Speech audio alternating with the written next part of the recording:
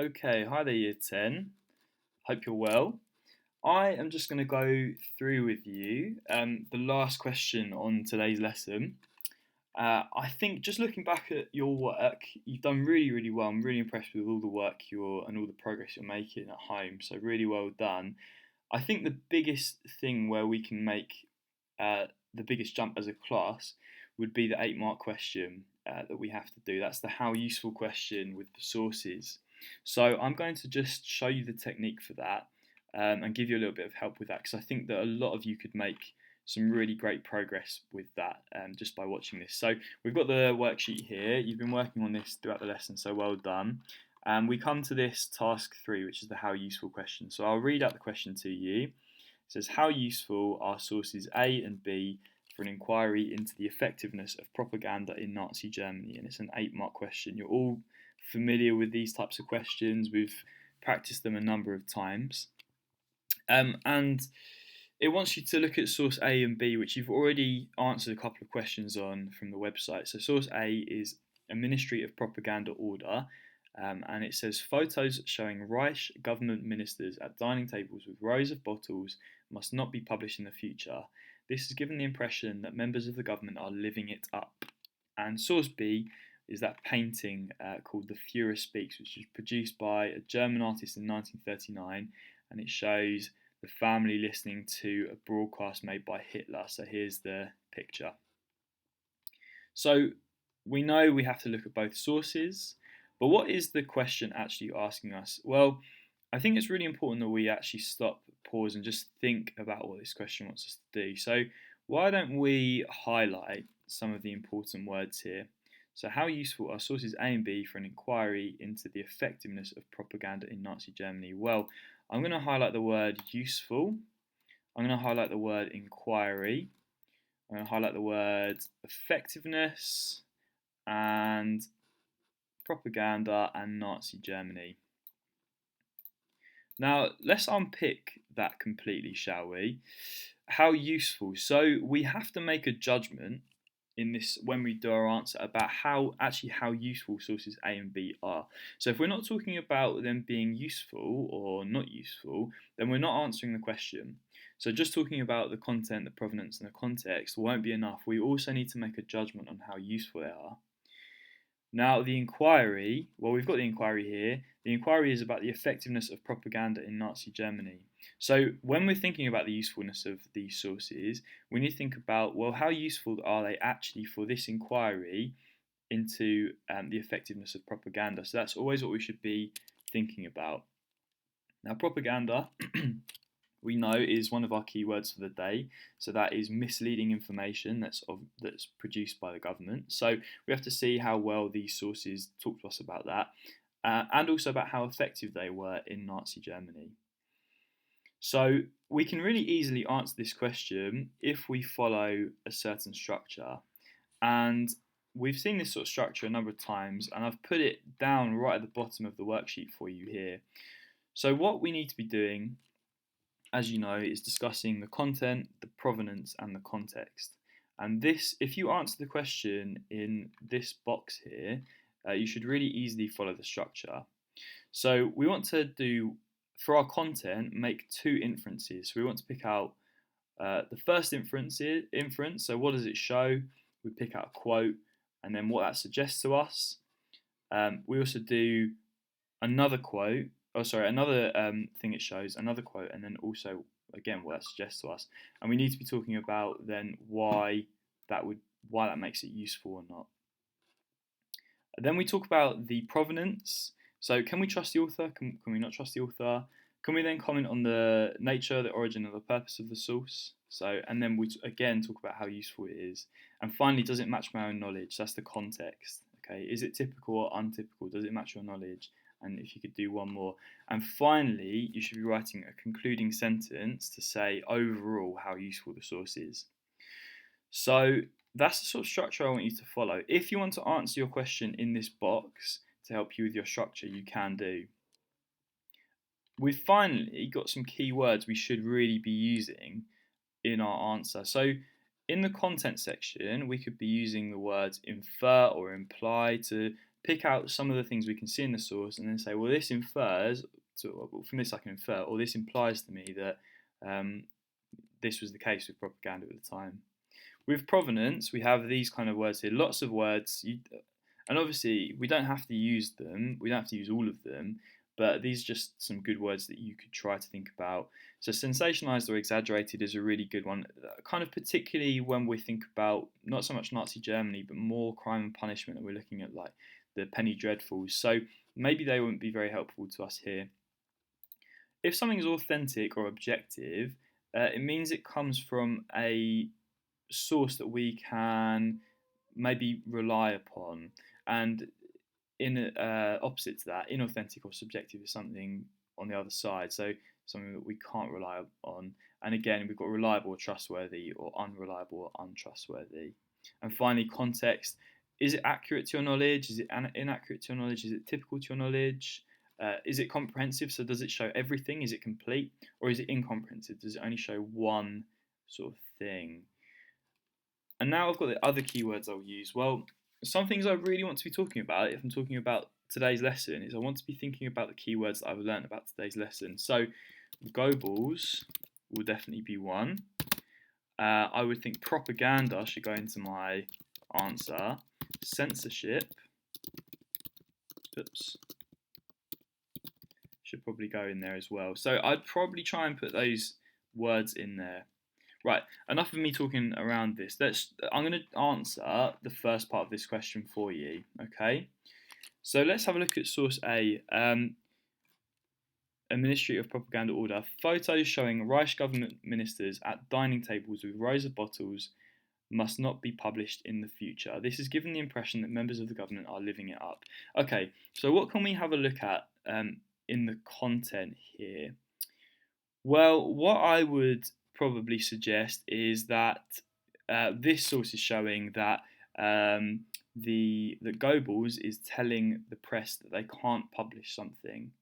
So how I would start off would by following this structure below.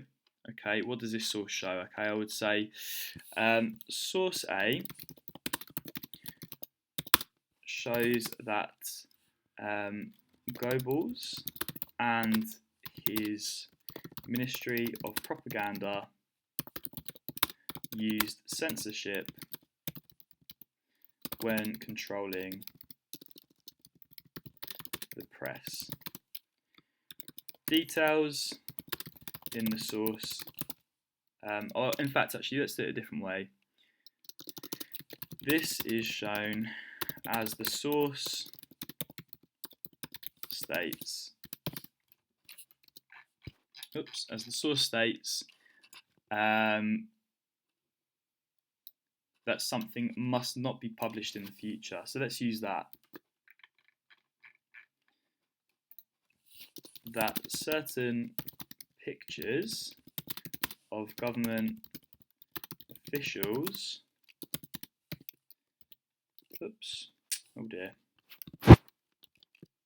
must not be published in the future. Okay, so we can use that. Lovely. And what was the next bit we need to do? What does this suggest or imply? Okay, so this, in fact, actually, we could do this a different way. Let's just move on to the next bit. So, moreover, let's do our next bit. Our next inference. What does the source also show? So we know that it's trying to control the press using censorship. Moreover, I think what we could also say here is that this source suggests that the newspapers were not able to print everything they would have liked. So we could say that this source also suggests that the press could not print everything they would have liked in Nazi Germany. And I think that's probably shown by the fact that it looks as though this has happened in the past. So previously it's given the impression that members of the government are living it up. So we can talk about that. This is implied in the source as it states that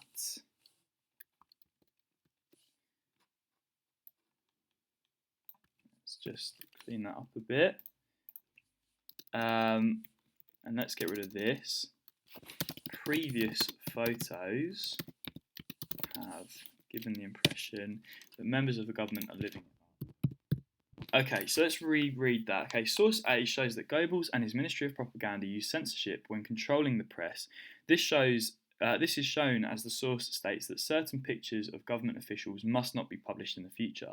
Moreover, this source also suggests that the press could not print everything they would have liked in Nazi Germany. This is implied in the source as it states that previous photos have given the impression that members of the government are living it up. So now let's round up our content section by saying why this is useful, okay? The content of this source is therefore useful as it shows us, or as it implies, let's use our keywords, as it implies that the press was heavily censored at the time. Okay, so we can probably just leave it there. In fact, we can add another little sentence there, meaning that the Nazis had a powerful control over propaganda in the country. Okay, because that links it back to the question. So now we have to talk about the provenance. Well, what can we talk about here? We know that it's a ministry propaganda order. Okay, so a Ministry of Propaganda order, and we know that Goebbels was the head of this. Okay, so let's have a look at our structure at the bottom here. The author. Well, I can trust the author here because it's coming directly from the Ministry of Propaganda. So let's talk about that, shall we? Now let's just start a new little paragraph here because we're now moving on to provenance. The provenance of this source also makes the source useful for the inquiry. This is because it comes directly from the Ministry of Propaganda and therefore from Goebbels, making the source, well, what keyword can we use? Making the source authentic. That's a really nice word to use because we know it's coming directly from the person who is trying to control propaganda. Making the source authentic. Moreover, we could probably also talk about the fact that it's from the time period as well. So, that's another bit of provenance because we're talking about the who, the why, and the when. Moreover, this source is directly, let's talk about it. Directly from the time period, showing. Actually, I'm not sure if I really like talking about the time, actually. Maybe we should talk about why it was produced. That's probably a nicer thing to talk about. Moreover, this order was produced in order to control the newspapers. This means that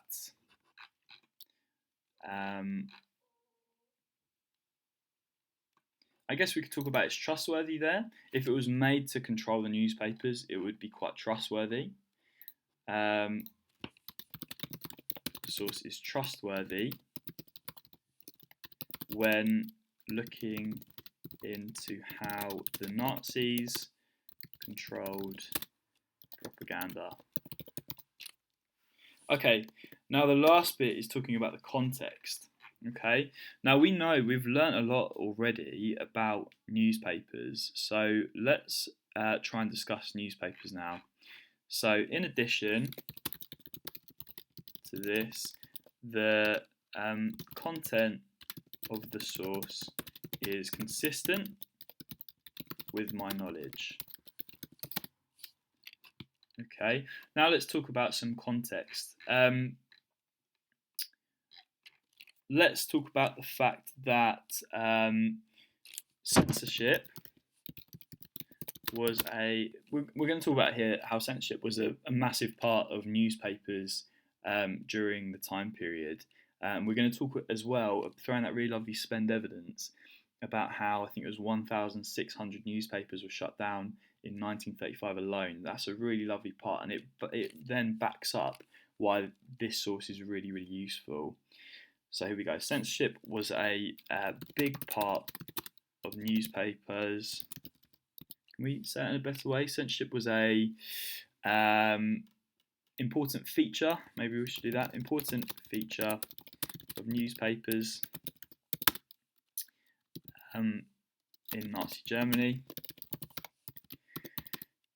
And this is where we're going to put the spend. In 1935 alone, 1,600 newspapers were shut down as they did not follow Nazi guidelines. Now, there's one other thing I can think about here that means that the source is incomplete. Okay, so it's an order done by the Ministry of Propaganda, but it's incomplete because we don't know actually how many newspapers followed this order. So that's something that makes the source maybe slightly less useful. So let's talk about that.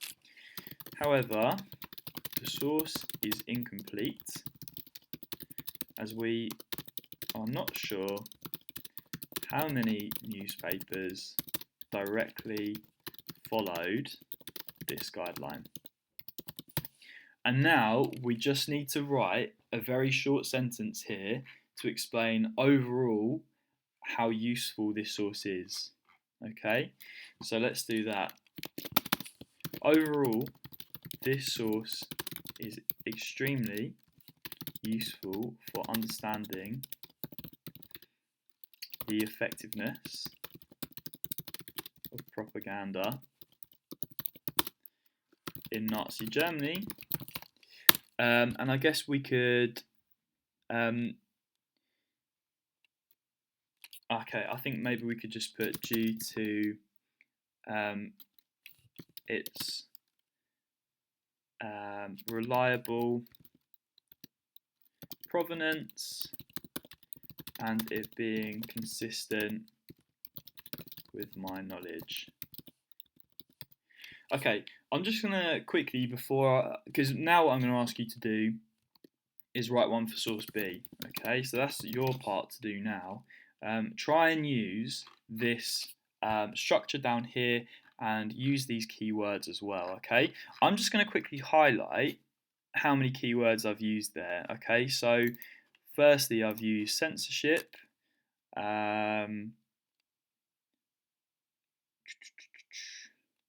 implied is another one of our keywords we were talking about. Implies again. Censored I've used again. Powerful control over propaganda. Provenance is also, because it comes directly from the, I guess Goebbels is, I've used Goebbels a couple of times there actually. Propaganda once more. Content source consistent. I think that's one that we've talked about. Censorship again.